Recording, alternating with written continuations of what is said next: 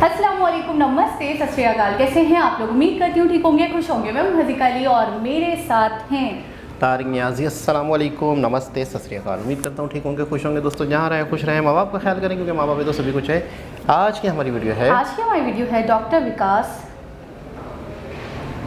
Divya Kirti part 2 से start करते हैं अपनी वीडियो को। Let's start. Okay guys, video का टाइटल है Vikas Divya Kirti full interview with Saurabh Dwivedi, guest in the news room. से स्टार्ट करते हैं। अफेयर शुरू हो चुका था, वो भी साथ साथ चल रहा था। तो मेरी जो अब पत्नी है, उस समय हम लोग अफेयर में थे। करुणा मैम। हाँ, मुझसे ज़्यादा मेरे घर पे उनकी बात होती थी उस समय। आपके घर पे? हाँ, वो रोज़ बात करती थी। मैं तो लड़के कैसे करते हैं आपको पता ही है, हफ्ते में एक आध बार दुआ सलाम हो गया तो हो गया। तो उन्होंने मेरे पेरेंट्स को समझाया कि ये ना तैयारी ठीक है, डर रहे हैं। तो फिर मेरे पिताजी बहुत ही लिबरल किस्म के आदमी रहे। इतने लिबरल कि जिस दिन मैंने कहा कि मैं रिज़ाइन करना चाह रहा हूँ, उन्होंने एक सेकंड में बोला कर दो। इतने लिबरल रहे हैं। जिस दिन मैंने पहली बार कहा कि मुझे किसी से प्रेम है, क्या करना चाहिए, मेरे बड़े भाई की शादी नहीं हुई थी, मेरी शादी पहले हुई थी उनसे, तो इतने लिबरल हैं कि उन्होंने ये कहा कि बात कर लेते हैं, ना हो तो ले आना, देख लेंगे। उस तरह के आदमी हैं। मतलब उस तरह का सपोर्ट सिस्टम उनकी तरफ से हमेशा रहता था मुझे। ईश्वर सबको।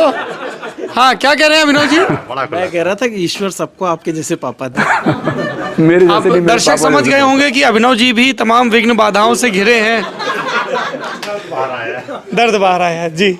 इस पर आएंगे क्योंकि सर के सीवी में जो तमाम चीज़ें हैं उसमें एक ये है कि ये मतलब लोगों ने हमसे, किसी ने मजाक में कहा कि अगर ये सिविल सर्विसेज के अभ्यर्थियों के टीचर और कोच और गाइड नहीं होते तो ये एक बहुत सफल मैरिज ब्यूरो चला रहे होते। प्रेम विवाह कराने में हर तरह के झंझटों से पार इनकी महारत हासिल है, ऐसा मुझे बताया गया। जी प्लीज़। तो तरुणा जी भी तैयारी कर रही थी? हाँ, पर उनका वो मेरे साल जूनियर थे डीयू में ही। अच्छा। डिबेटिंग सर्कल में मिलना हमारा हुआ था, तो वो तैयारी कर रही थी लेकिन उतना सीरियस तैयारी को लेकर नहीं थी, उतना इंटरेस्ट नहीं था उनका। तो फिर पिताजी ने धमकाया फ़ोन पे। उन्होंने ये कहा कि मतलब मेरी इच्छा है कि तुम एग्ज़ाम दे दो। मैंने कहा मेरी तैयारी कम है। बोले क्या होगा, नहीं होगा, तब भी दे दो। ये मान लो कि मैं पहली बार कोई आदेश दे रहा हूँ, दे दो। तो फिर तो कुछ कहने को बचा नहीं था। एग्ज़ाम दिया, बाई चांस फिल्म्स हो गया। मेंस में मुझे कॉन्फिडेंस था तो मेंस भी हो गया, इंटरव्यू भी हो गया, सिलेक्शन भी हो गया पहली बार में। कॉन्फिडेंस इतना चरम था कि इंटरव्यू और रिजल्ट के बीच में शादी भी कर ली हम लोगों ने। हाँ, 26 मई 1997 को शादी हुई हमारी। अभी 25 साल हुए हैं इसी साल 2022 में ही। हाँ, तो 26 मई 1997 को शादी हुई। 4 जून 1998 को रिजल्ट आया, 384 रैंक आया। मुझे उम्मीद थी कि मैं पहले 20 में आ जाऊंगा। अच्छा, आपको लग रहा? कॉन्फिडेंस मुझे बहुत ज़्यादा हमेशा से रहता था, अब ठीक हो गया है। पहले थोड़ा ज़्यादा रहता था, ओवर कॉन्फिडेंस कह लीजिए। कई बार क्या होता है, जब तक हमें पता नहीं होता कि दुनिया में और भी लोग हैं, तब तक आदमी उछलता ही है। जब दुनिया की समझ ठीक से होती है, फिर पता लगता है कि सबके कंपैरिजन में हम उतने ही हैं जितने बाकी लोग भी हैं। पर सिलेक्शन होना पहले अटेम्प्ट में डीयू में बड़ी बात थी उस समय। देश में भी बड़ी बात है। पहले अटेम्प्ट में फोड़ना। हाँ, 384 रैंक, 384 रैंक था। क्योंकि बहुत लोग आरोप लगाते हैं कि हुआ कि नहीं हुआ, तो उसका रोल नंबर भी आप बोल दीजिएगा। 97484 रोल नंबर था मेरा उस साल 1996। वो पहले अटेम्प्ट का रोल नंबर कैसे भूलेगा आदमी, आज तक याद है मुझे।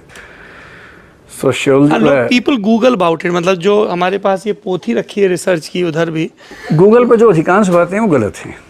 जैसे डेट ऑफ बर्थ को लेके गलत है। मेरी डेट ऑफ बर्थ 1973 है, लेकिन किसी ने 1976 बता दिया। अब 6 बता दिया तो फिर लोग कहते हैं कि 1996 में हो कैसे गया, तो 20 साल के थे, एग्जाम कैसे देंगे। और मैं जिस परिवार से हूँ वहाँ डेट ऑफ बर्थ एक ही होती है, 2 नहीं होती है हमारी। एक ही। इधर नहीं, इनकी मिस्टेक नहीं होगी। हाँ, नहीं इनकी नहीं। इन्होंने जब हमको बताया तो हमने कहा आ रहे हैं, तुम जितने भी तरह की बातें सब लिख डालो कागज पे, सब पूछ लेंगे। हाँ, तो सर वो मेरी डेट ऑफ बर्थ है 26 दिसंबर 1973। हाँ, वो सर 76 बोलो belated happy birthday sir.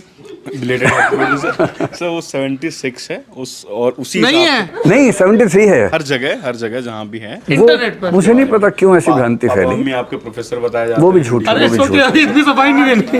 You did a good job. दरअसल इन्होंने ठीक किया क्योंकि वो वीडियो मेरे पास भी किसी ने भेजे। एक जैसे कुमार श्याम नाम से एक चैनल है, उन्होंने एक कुछ जीवनी पता नहीं क्या नाम से एक वीडियो बनाया था। राजस्थान का एक लड़का है वो हैं? बायोग्राफी बनाते हैं, राजस्थान का लड़का बायोग्राफी बनाता है। मतलब वो उस पे वीडियोस बनाते हैं, अलग अलग मीडिया पर्सन। हाँ, तो किसी ने मुझे मैं भेजा। अपने एक दोस्त की बिटिया को गोद लिए था, वो इंटरनेट पे बताता है कि वो मेरी बेटी है। अभी कुछ दिन पहले मैंने एक बच्ची गोद लिया तो बधाइयाँ आनी शुरू हो गई कि अब एक और। तो वो तो होता ही है। तो कई ऐसे वीडियोस हैं, विकिपीडिया पर तो नहीं, शायद गूगल में कहीं कहीं सच में ऐसा लिखा है। अब मैं थोड़ा संकोची किस्म का आदमी, मैं पहली बार जिंदगी में पर्सनल लाइफ पे बात कर रहा हूँ इस तरह से। We are grateful sir. पहले 2-3 चैनल्स की तरफ से मुझे निवेदन आया था, पर मैं संकोच में मैंने ये कहा कि देखो मैं ना जो प्राइवेट है पर्सनल है बताना नहीं चाहता हूँ, बाकी में आपको रुचि नहीं होगी तो फिर कुछ मतलब है नहीं उसका। आपसे संबंध इतना अच्छा है कि मेरी इच्छा थी कि पहली बार कहीं बताऊँ तो यहीं बताऊँ, इसलिए थैंक यू।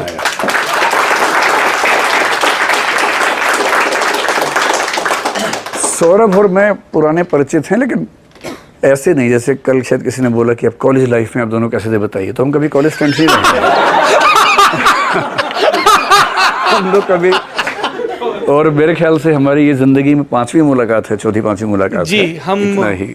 एक दफा शुभ्राष्टा और रजत की हाँ, शादी में पहली मिले थे। मर्तबा मिले, दूसरी बार राजेंद्र पेंसिया की शादी में मिले, तीसरी बार एक बार जाकिर हुसैन कॉलेज में एक डिबेट कंपटीशन। अच्छा हाँ, वो मिला के 6 हो जाएगा शायद, 3 हो गए। और हाँ। नहीं 3 और एक बार घर पे मिले आपके। 4 एक और बस, था। और ये 5वीं है। नहीं, एक और है। सबसे पहले हम मिले थे ऑक्सफोर्ड बुक स्टोर में एक बुक लॉन्च पे, उसमें पहली बार मैं आपसे मिला उस दिन, और कई लोगों से मिला पहली बार, क्योंकि मैं मुखर्जी नगर के कुएं में रहता हूँ, उससे बाहर बहुत कम निकलता हूँ, बहुत ही कम अच्छा। निकलता हूँ, तो मेरा सोशल सर्कल 0 के आसपास रहता है। तो उस दिन पहली बार हमारा मिलना हुआ था, और उस दिन आपने एक बड़ी रोचक बात कही थी मुझे कि सर मैंने कल रात को सपना देखा कि आप मुझे मैथ्स पढ़ा रहे हैं सपने में। ये हमारी पहली मुलाकात आप भूल गए हैं। लेकिन आप मैथ्स पढ़ा दीजिए, क्योंकि मुझे वो, जैसे आपको इंग्लिश का सपना आता होगा शायद कभी कभी, मुझे मैथ्स का सपना अभी भी आता है। और मेरी ये तमन्ना है कि मैं मेरी भी है। सबैटिकल लेके और RS अग्रवाल आता है RD शर्मा, RS अग्रवाल में बैठ के सॉल्व कर नहीं, लूं। मेरी भी इच्छा है। मतलब मुझे मैथ्स एकेडमिकली उतना नहीं आता, लेकिन मैथ्स की इंट्यूशन और रीजनिंग मेरी अच्छी है। मतलब मैथ में बहुत जल्दी सीख सकता हूँ। तो मैंने एक टीचर से बात की हुई है कि जब भी मौका मिलेगा 2-3 महीने मैं सीखूंगा मैथ्स सारा। मुझे मैथ्स पढ़ना बड़ा अच्छा लगता है, आता नहीं है उतना अभी। मैं तो उस भय से मुक्त होना चाहता हूँ। नहीं, मुझे भय एकदम नहीं है, बहुत आसान लगता है, रोचक लगता है। बस जिस समय पढ़ना था उस समय पढ़ने का मन नहीं हुआ, इतनी बात है, इसलिए नहीं पढ़ा। तो फिर पहला अटेम्प्ट दिया, सिलेक्शन हुआ। कौन सी सर्विस और मिली थी? जब उस समय क्या था कि मैं जनरल से था, 4 अटेम्प्ट होते थे उस समय। जी, उस समय IAS IPS की सीट्स बहुत कम थी। IAS की कुल 56 सीटें थी, IPS की कुल 36 सीटें थी। रिजर्वेशन हटाने के बाद पहले 70-80 रैंक के बाद IAS IPS नहीं मिलता था। IRS बहुत कम था उस समय, क्योंकि GST वगैरह वो जो सर्विस टैक्स है उसके बाद पॉपुलर हुआ तो सीट्स बढ़ी। आजकल तो ये हालत है कि आप अगर जनरल में 220 रैंक पे तो IPS बन जाते हैं। उस समय तो 60 के बाद IPS भी नहीं बनते थे। उस समय एक सर्विस थी जो सिविल सर्विसेज में थी, जो अब सिविल सर्विस से अलग हो गई है। CISF में असिस्टेंट कमांडेंट की पोस्ट थी। जी जी। मुझे वो ऑफर हुई थी, तो मुझे वो ऑफर हुई कि आप CISF में असिस्टेंट कमांडेंट। अच्छा, तब वो CPF अलग नहीं होता था, इसी में मर्ज रहता तब बाकी CPF अलग होता था, सिर्फ ये CISF सिविल सर्विसेज में था। अच्छा। CRPF BSF वो सब अलग होता था एक साथ। लेकिन उसमें एक पेज था कि मैं मेडिकली उसके लिए अनफिट था, नोक नी और पार्शियली फ्लैट फुट की बात उसमें थी। तो उसमें लिखा हुआ था कि अगर आप चाहते हैं कि आप मेडिकल बोर्ड बैठे रिव्यू करने के लिए तो आप 7 दिन में रिव्यू कर दीजिए, मेडिकल बोर्ड चेक करेगा। नहीं तो हम आपको केंद्रीय सचिवालय सेवा, सेंट्रल सेक्रेटरीट सर्विस, वो भी अब सर्विस खत्म हो गई है, अब नहीं आती है, वो देंगे। नोक नी मेरा ख्याल है कि प्रॉब्लम मुझे उतनी नहीं थी। गलती ये हुई कि जब मेडिकल हुआ मुझे किसी ने बता दिया कि घुटने मिलेंगे तो ही पास हो गए, तो मैं बहुत जोर से मिलाने में लगा रहा। तो मुझे मतलब टच होते हैं लेकिन ऐसा पूरी नहीं है। ताकत लगा के एकदम कोई मतलब मुझे लगा कि फेल ना हो, जो मैंने और जोर से भिड़ा दिए घुटने। उन्होंने एक दो बार पूछा भी कितना टच होता है, मैंने कहा मतलब मैं तो कॉन्फिडेंस से बोल रहा था, मैं तो और कॉन्फिडेंस में था कि देखो एकदम टच हो रहा है। तो फिर मैंने एक डॉक्टर से पूछा, उन्होंने कहा कि आपकी जो प्रॉब्लम है अगर आप मेडिकल बोर्ड बिठाएंगे तो 50% चांसेस हैं कि आप फ्री हो जाएंगे इससे। तो कुछ दिनों तक दोनों पैरों के बीच में तकिया रख के सो और कुछ और उपाय बताए जिससे थोड़ा सा गैप हो जाएगा। फिर मैंने सबसे पूछा कि मेरी रुचि CASF में थी नहीं उतनी, तो जब फिर से एग्ज़ाम देना ही है प्रॉपर IAS बनने के लिए तो फिर ज़्यादा अच्छा है कि मैं वो सर्विस चुनूँ जो मुझे पढ़ाई का मौका दे। तो पता लगा कि CSS में जॉइनिंग 6 महीने से 12 महीने बाद होती है। केंद्रीय सचिवालय से। हाँ, 1 साल तो एक्सटेंशन वैसे ही मिल जाता था, आजकल भी मिल जाता है, उसमें और चांस मिल जाएगा। तो मुझे लगा कि 1 या 2 अटेम्प्ट एक्स्ट्रा मिल जाएंगे तो मैं उसके बाद ज्वाइन कर लूँगा, तो पढ़ाई कर लेता हूँ। तो मैंने मेडिकल बोर्ड के लिए अप्लाई नहीं किया और CSS उससे मुझे होम मिनिस्ट्री का ऑर्डर मिला, मैं होम मिनिस्ट्री में रहा हूँ कुछ महीने। ये बात 97 के रिज़ल्ट की है। 97 में शादी भी हो गई थी और मतलब आर्थिक जिम्मेदारियाँ भी होती ही हैं हम लोगों पे ही। JRF मिल रहा था लेकिन JRF भी उस समय शायद ब्रेक हुआ था, MPhil पूरा हो गया था, PhD का प्रोसेस चल रहा था रजिस्ट्रेशन का उस समय। तो फिर वो अटेम्प्ट मैंने फरीदाबाद में घर पे रह के ही दिया। दूसरा मेरा अकेला अटेम्प्ट है जिस साल मैंने इंटरव्यू नहीं दिया, वो सेकेंड अटेम्प्ट से। मैं उस साल मेंस में कुछ नंबर से रह गया और दोनों साल मेरे रिज़ल्ट ख़राब होने का मतलब पहले साल अच्छा रैंक ना आने की बजाय और दूसरे साल मेंस ना होने की बजाय दूसरा विषय सोशियोलॉजी था, उसमें नंबर काफ़ी कम थे। जबकि मेरी समझ है कि मैं उसमें हिंदी साहित्य से ज़्यादा अच्छी पकड़ रखता हूँ और उससे अच्छी फ़िलासफ़ी में मेरा वो पहली मोहब्बत फ़िलासफ़ी है, वो मैंने बाद में पढ़ा उसके बाद। पर नंबर नहीं आए UPSC में, पता नहीं क्यों नहीं आए। तो हो सकता है कोई कमी मुझ में हो, कोई विषय में हो, एग्जामिनर्स, क्योंकि सोशियोलॉजी हिंदी माध्यम में उस समय बहुत पॉपुलर नहीं था, इंग्लिश में तो था, हिंदी में बहुत कम लोग लिखते थे, तो हो सकता है वो फैक्टर रहा हो। जब दूसरी बार नहीं हुआ तो वो बड़ा दिल टूटने वाली बात होगी। पहली बार में आपका सिलेक्शन हो जाए तो हर जगह आप जहाँ जा रहे हैं लोग ऑटोग्राफ लेने के मूड में आते थे। सेकंड में मेंस ना हो तो फिर लोग बात करने से बचते थे कि तो सब बर्बाद हो गया। फिर हम लोगों ने दिल्ली शिफ्ट किया, DU के पास एक फ्लैट रेंट पे लिया। उस फ्लैट का रेंट था 2800 रुपये और JRF उस समय SRF हो गया था तो 3450 रुपये मिलते थे, तो 650 रुपये बचते थे। गृहस्थी उसी में चलती थी हमारी। तो फिर बड़े भैया केंद्रीय सचिवालय की नौकरी आपने छोड़ ही दी थी? अभी ज्वाइन नहीं किया था। अच्छा, उसकी ज्वाइनिंग बाद में होनी थी ना। हाँ। इस बीच में मैं DU में महाराजा अग्रसेन कॉलेज में 3 महीने पढ़ा चुका था। सेकेंड अटेम्प्ट जब मैं दे रहा था उस समय जॉब भी कर रहा था साथ में। फरीदाबाद से रोज़ मयूर विहार आता था, कॉलेज में पढ़ाता था, फिर घर जाके पढ़ता था, तो ये उस समय चल रहा था। थर्ड अटेम्प्ट के समय फिर मैं दिल्ली आया, यहाँ रहना शुरू किया। PhD चल रही थी, साथ में तैयारी। PhD DU से? DU से ही मैंने सब कुछ DU से ही किया, मतलब 1990 से 2000 तक हिंदी विभाग DU में। प्रोफेसर रमेश गौतम मेरे गाइड थे, MPhil में भी PhD में भी। PhD मेरा पोस्ट मॉडर्निज्म पे था, उस समय नया कंसेप्ट था। तो थर्ड अटेम्प्ट में मैंने फिलोसफी विषय चुन लिया था क्योंकि सोशियोलॉजी से मैं मैनेज नहीं कर पा रहा था। चुन तो लिया लेकिन पढ़ाई करने का उतना टाइम नहीं मिल पा रहा था, मतलब फेलोशिप भी है, PhD भी। हालांकि मेरे गाइड बहुत कोऑपरेटिव थे। तब भी शादी भी थी तो फैमिली से भी कभी कोई आ गया, कभी हमें जाना हुआ, जबकि पूरी सपोर्ट मिलती थी मुझे हर तरह से।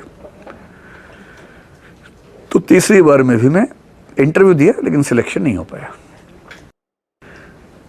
फिर DAV कॉलेज में पढ़ाया 4 महीने, PGDAV में, आश्रम पे जो है।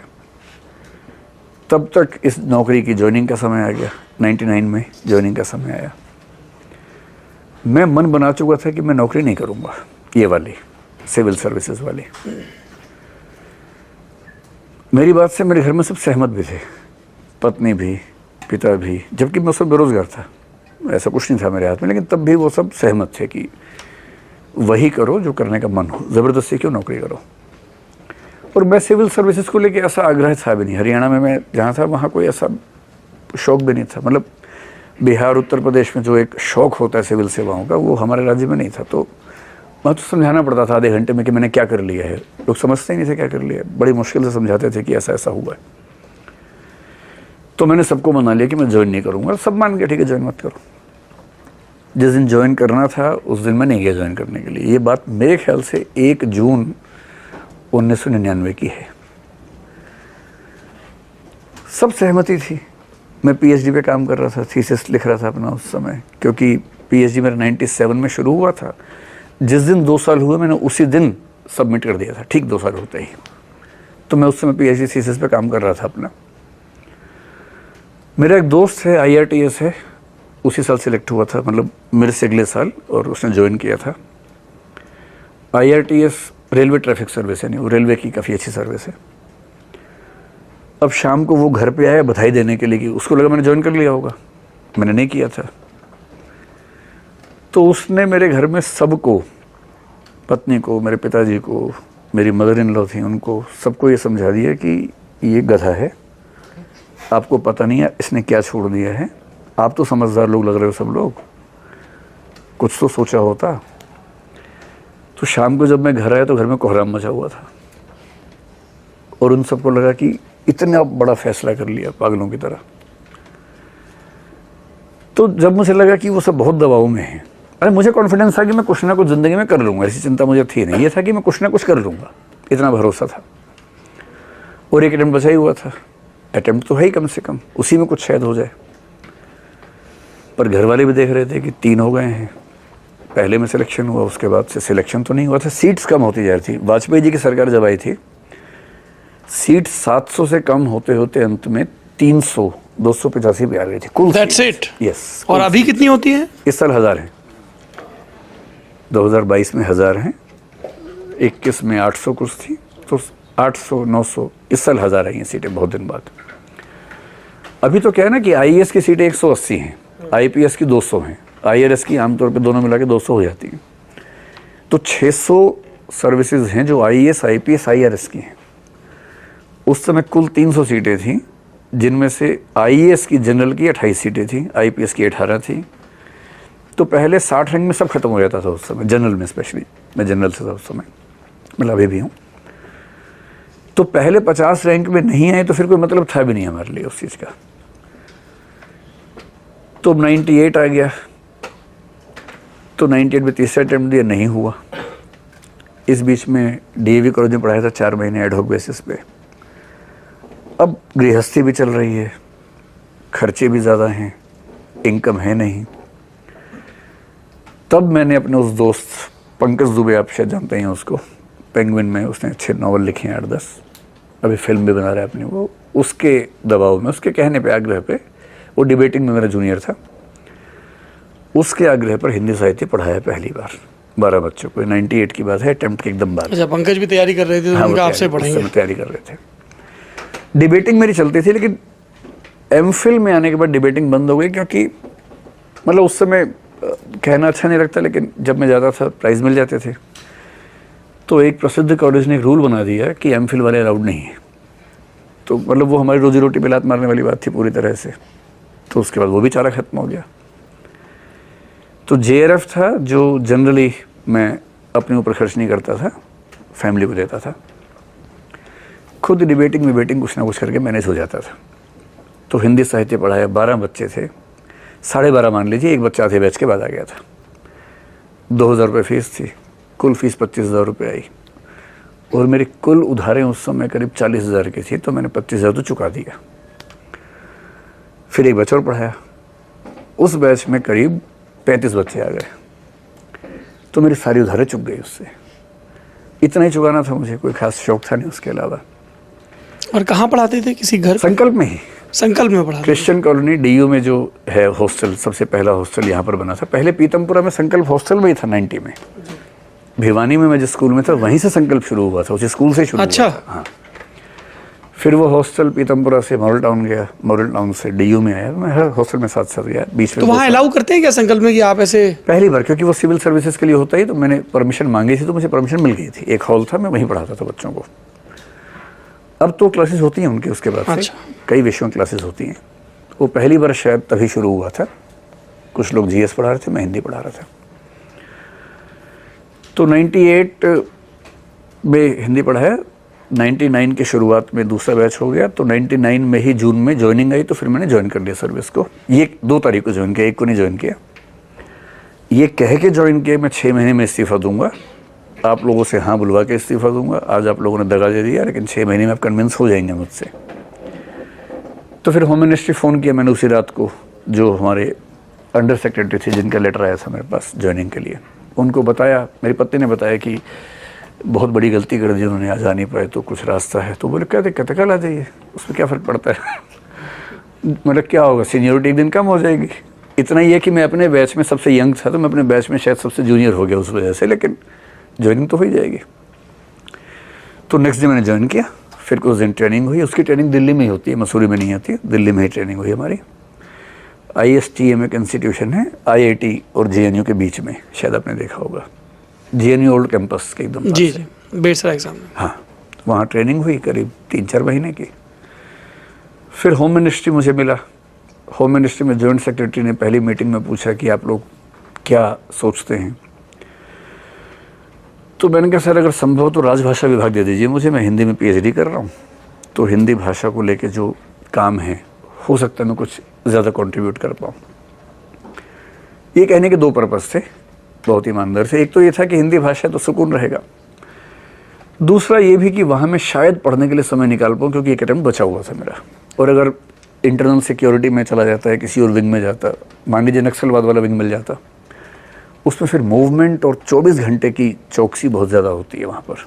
उस समय अडवाणी जी होम मिनिस्टर हुआ करते थे, तो वो मान गए, क्योंकि क्रीडेंशियल्स देख के कि भाई PhD हिंदी साहित्य में आप कर रहे हैं, तो राजभाषा विभाग हमारे अंडर आता ही है, तो उन्हें ठीक लगा, तो मुझे वहाँ दिया। मैंने राजभाषा विभाग में डेस्क ऑफिसर के पद पे, जो कि सेक्शन ऑफिसर डेस्क ऑफिसर एक ही बात होती है, हम उस सर्विस में फर्स्ट प्रमोशन अंडर सेक्रेटरी की होती है। IAS से हम लगभग 5-6 साल पीछे चलते हैं, क्योंकि मैं 23-24 में ज्वाइन कर चुका था, तो मैं आज होता तो डायरेक्टर रैंक पे होता और फिर जॉइंट सेक्रेटरी एडिशनल सेक्रेटरी तक ज़रूर जाता। CISF में होता तो आज मैं शायद DIG या IG रैंक पे होता, और उसमें शायद ADG रैंक तक जा पाता इस सर्विस में रहते हुए, या IG पे ख़त्म हो जाता।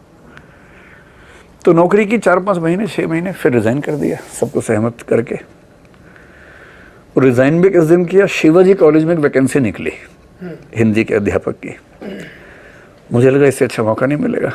अच्छा, मैं जब होम मिनिस्ट्री गया ना, 1-2 महीने काम करते करते मैं इतना परेशान हो गया, दिन भर टेबल पे बैठ के, मेरी वो प्रकृति है नहीं कि टेबल पे बैठ के दिन भर कलम चला सकूं। कमर में दर्द होने लगा, पहली बार स्पॉन्डिलाइटिस की प्रॉब्लम फील होने लगी, जो 2-3 साल मुझे रही उस समय। उसके बाद एक देसी इलाज ऐसा हुआ कि तब से मैं ठीक हुई, एकदम 20 साल देसी इलाज? हाँ, एकदम ठीक हूँ। सिर्फ 3 दिन 2-2 मिनट के इलाज से। सोहना में एक बार ऐसा हुआ था, बताऊंगा मैं उसके बारे में। 20 साल से एकदम ठीक हूँ उसके बाद से। उस समय इतनी प्रॉब्लम हुई कि पेन किलर्स खाने पड़ते थे, तो मैंने होम मिनिस्ट्री जाना बंद कर दिया। मेडिकल सर्टिफिकेट भेज दिया कि मैं स्पॉन्डिलाइटिस से परेशान हूँ, बैठ नहीं सकता हूँ, नहीं कर पाऊँगा। उनको भी क्या फ़र्क पड़ता था मेरे ना होने से। तो चिट्ठी आती थी कि छुट्टी आपकी सैंक्शन नहीं हो पाएगी, EL वगैरह ये सब वो सब। फिर एक दिन पता लगा कि अब वो लोग भी नाराज़ हैं, निकाल देंगे मुझे। इधर शिवाजी कॉलेज में एक इंटरव्यू था, मुझे भी लगा कि सही संयोग बन रहा है, तो मैं गया सीधा जॉइंट सेक्रेटरी के पास, इस्तीफ़ा दे के आ गया उनको कि सर मैं रिज़ाइन करना चाह रहा हूँ। उन्होंने समझाया कि बेटा पहली बार मैं ज़िंदगी में देख रहा हूँ ऐसा कोई कर रहा है इस सर्विस में, समझाना मेरा फ़र्ज़ है, मैं आपसे बहुत सीनियर हूँ। तो मैंने कहा सर मैंने काफ़ी सोच लिया है, मैं ज्वाइन नहीं करना चाह रहा था, वो तो गलती से मैं आ गया था, झेल नहीं पाऊँगा इस चीज़ को। बोले कि देखो जॉइंट सेक्रेटरी बनोगे, एडिशनल सेक्रेटरी बनोगे, पता है क्या चीज़ होती है। मैं बड़ा कॉन्फिडेंस में उस समय रहता था। मैंने कहा सर अब होम मिनिस्ट्री में आऊँगा ना तो होम मिनिस्टर बन के ही आऊँगा, अब उससे कम मैं नहीं आऊँगा। ऐसे ही कह दिया, मतलब पॉलिटिक्स का बहुत थोड़ा सा था ही उस समय मेरे मन में, हल्का हल्का बचा ही हुआ था। तो फिर वो मुस्कुराए, बोले ठीक है फिर चले ही जाओ भाई, ऐसा है तो फिर मंत्री जी ही बन के आना। अच्छा, मैं इतना जड़ बुद्धि था, मुझे लगा कि इस्तीफा दिया तो काम खत्म हो गया। मैं नेक्स्ट डे DU पहुँच गया इंटरव्यू देने के लिए। इंटरव्यू में एक बहुत प्रसिद्ध प्रोफेसर, जिनकी वजह से मेरा एडमिशन MPhil में DU में, उन्होंने DU का रूल चेंज करवाया था मेरे लिए कि वो एडमिशन हो सके, क्योंकि MPhil का रूल था कि ग्रेजुएशन में भी कम से कम 2 पेपर पढ़े होने चाहिए। मैंने तो एक ही पढ़ा हुआ था। MA में रूल था कि 1 से भी हो सकता है। अब मैंने कहा ये अजीब तबाही है, MA हो गया, अब MPhil में रूल ही नहीं है। तो उस समय जो HOD थे प्रोफेसर नित्यानंद तिवारी, बहुत प्रसिद्ध अध्यापक हैं, वो मतलब मेरे पिता तुल्य हैं। उन्होंने मुझे डिबेटिंग में देखा था, 1-2 बार जज किया था डिबेटिंग में, KMC में, NS प्रधान डिबेट में। तो जब मैंने उनके सामने जाके बात रखी, मैंने तो इस भाव से रखा कि मेरा सिलेक्शन हो ही नहीं पाएगा, मैं क्या करूं। मुझे नहीं पता था कि ये इतना मतलब मैनेजेबल हो सकता है। उन्होंने VC के पास जाके रूल चेंज करवाया ताकि मैं DU में आ सकूं। अब शिवाजी कॉलेज में गया इंटरव्यू देने, 5 लोगों का पैनल था, वो भी थे। सिलेक्शन तो होता नहीं होता मुझे नहीं पता। DU में सिलेक्शंस आपको पता है कि वो कैसे होते हैं, उसमें बहुत सारे फैक्टर्स काम करते हैं। मुझे लेके ये ज़रूर था कि लेफ़्ट और राइट विंग दोनों पसंद करते थे। था मैं राइट विंग में, मुझे राइट विंग का मानते थे उस समय। हालांकि मैं अंदर से काफ़ी लेफ़्ट उस समय तो होने लग गया था, पर ठप्पा मेरे ऊपर राइट विंग का था उस समय। लेकिन समहाउ वहाँ सिलेक्शन हुआ नहीं। लेकिन सिलेक्शन नहीं होने की एक बड़ी वजह ये थी कि बोले कि आपने जो रेजिग्नेशन दिया है, रिलीविंग हुई कि नहीं हुई। तो मुझे पता लगा कि ये भी कुछ होता है रिलीविंग। मैंने कहा अभी तो पता नहीं।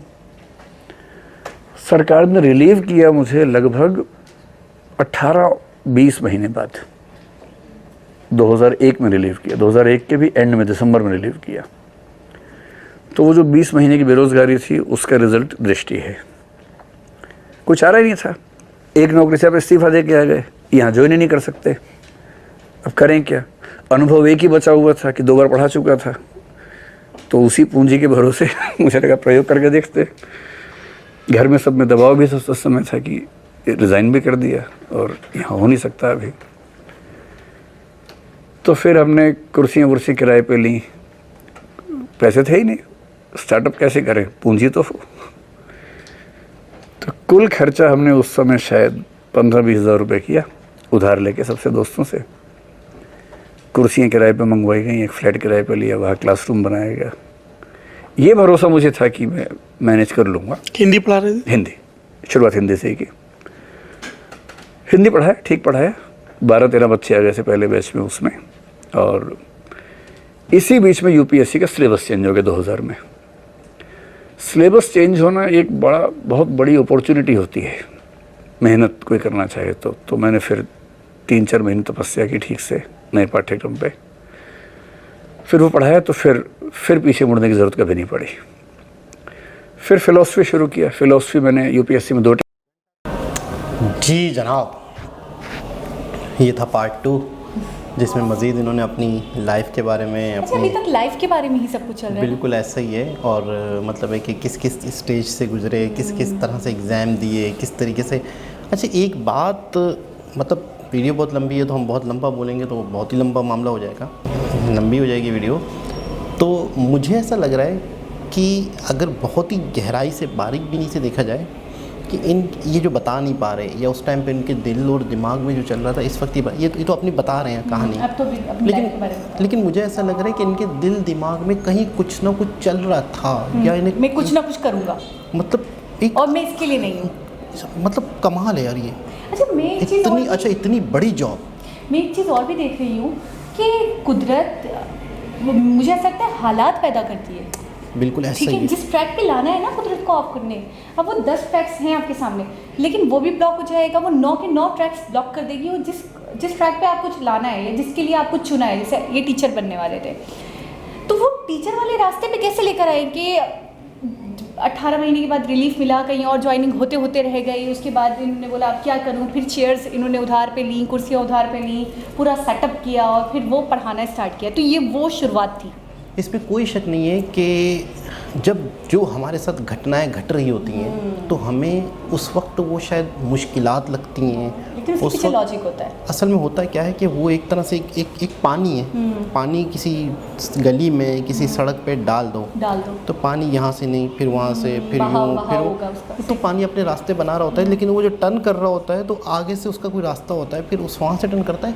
हमें उस वक्त, जिस वक्त हम जिस पोजीशन में, जिस कंडीशन में होते हैं, उस वक्त हम शायद उसको तकलीफ समझते हैं, रुकावट समझते या हैं, उस वक्त हम उसको परेशानी समझते हैं। या आपको भी सोचना चाहिए थोड़ा सा, ऑब्स्टिकल समझते हैं, रुकावट समझते ये हैं। आपको जैसे समझना पानी, चाहिए। आप थोड़ा सा ब्रीफ करते हैं ना, जैसे कि पानी है, अब यहाँ पे रुकावट है, कोई बोर्ड लगा हुआ है, कोई चीज़ लगी हुई है, कोई सड़क है, कोई गली है या कोई दीवार है, अब उसने रोक दिया। इसी तरीके से हमारे कामों में रुकावट आती है, परेशानी आती है, तो अब हम ये कहते हैं यार हम तो फिर डेड एंड पे आ गए, अब तो हम फिर रुक गए, अब हम क्या करें, फिर हम यहाँ से ऐसे टर्न होते हैं। तो वो जो पानी ऐसे करके ऐसे जा रहा है, तो ये कुदरत का तरीका है कि उसको उसी ट्रैक पे चलाना था, ठीक है ना।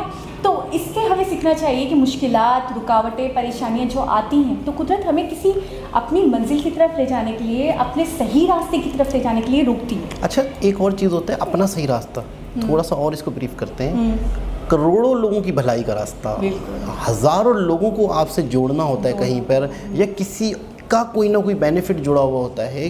अब ये आज एक शिक्षक नहीं होते, टीचर नहीं होते, शिक्षक स्टूडेंट हो जाएगा ना, शिक्षक स्टूडेंट हो जाएगा ना, तो एक विद्यार्थी, क्या नहीं पता तो मत बोलो, कोई एक बात टीचर नहीं होते तो पता नहीं कितने लोग इनसे इंस्पायर हुए हैं, कितने लोग इनसे सीखे हैं। तो किसी न किसी तरीके से ये ऐसे अजीब अजीब फैसले कर रहे थे, ऐसे अजीब अजीब हरकतें कर रहे थे कि जो उस वक्त नॉर्मल नहीं लग रही थी। सिविल में जो उनकी जॉब हुई थी, मैं कह रहा हूँ उस वक्त वो नॉर्मल नहीं लग रही थी कि क्या ये तो पागल है, ये तो पागल है। क्या आप सब लोग भी अच्छा, पागल? घर में कह रहे हैं कोहराम मच गया, डंडोरा पिट गया, जब मेरे दोस्त ने आके बोला कि इसने क्या कर दिया। अच्छा, वो इसके वीडियो ऊपर पे पत्थर पड़ गए। वो वीडियो हमने इनकी देखी थी जिसमें ये मिसाल दे रहे थे कि एक शख्स को क्लर्क लगना था, तो अब्बा ने बोला बेटे को कि पूरे गांव में सिर्फ 4 क्लर्क हैं, तो तुम्हारी क्लर्क की जॉब लगी है।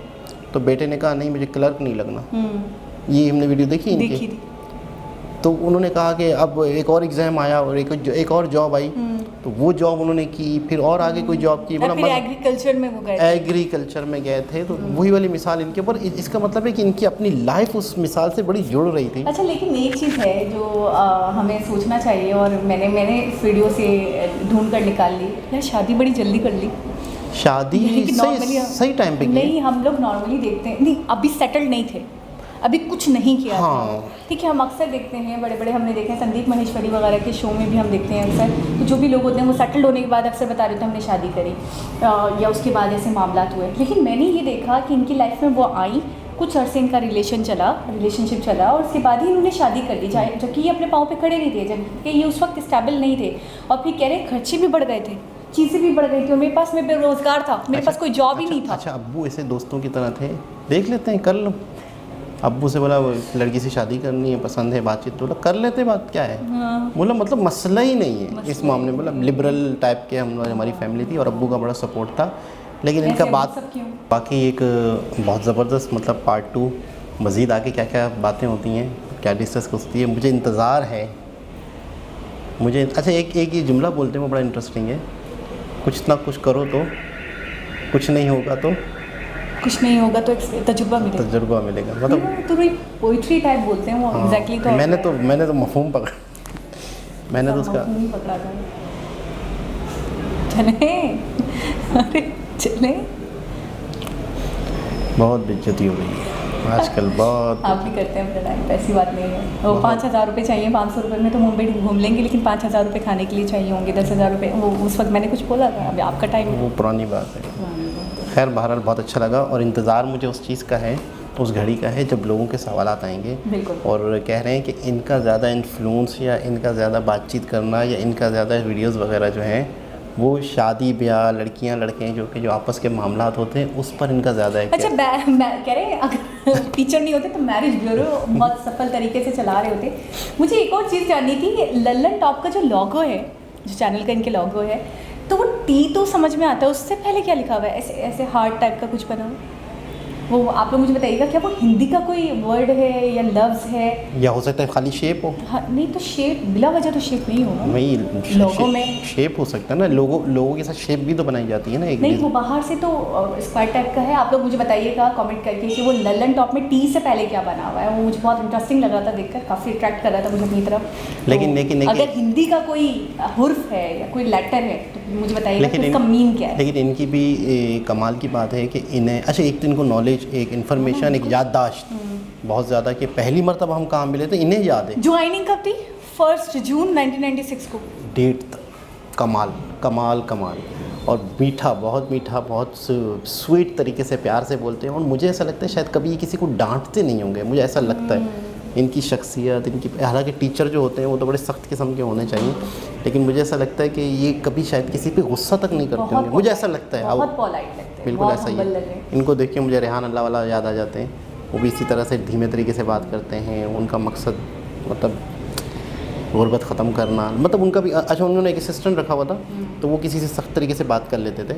उनकी कॉल आ जाती थी उनके मोबाइल पे, तो वो सख्त तरीके से बात कर लेते थे, तो उनको निकाल दिया कि बोला आप समझो मैं हूँ, तो आपको किसी को भी कोई जवाब देना है तो प्यार से देना है। तो बहुत अच्छा लगा, बहुत ही ज़बरदस्त। अब मुझे लोगों के सवालों का इंतज़ार है कि जब ये इन्हीं के ऑफिस के जो कलीग्स हैं, ये जब सवालात करेंगे इनसे, तो क्या सवालात निकलते हैं, क्या इंटरेस्ट पैदा होता है। जिस तरीके से वो नासा के जो आए थे उनके साथ उनके साथ तो बहुत ही मज़ा किया था इन्होंने। तो दोबारा किसी और हिसाब से मुलाकात होगी, जब तक के लिए अल्लाह हाफ़िज़।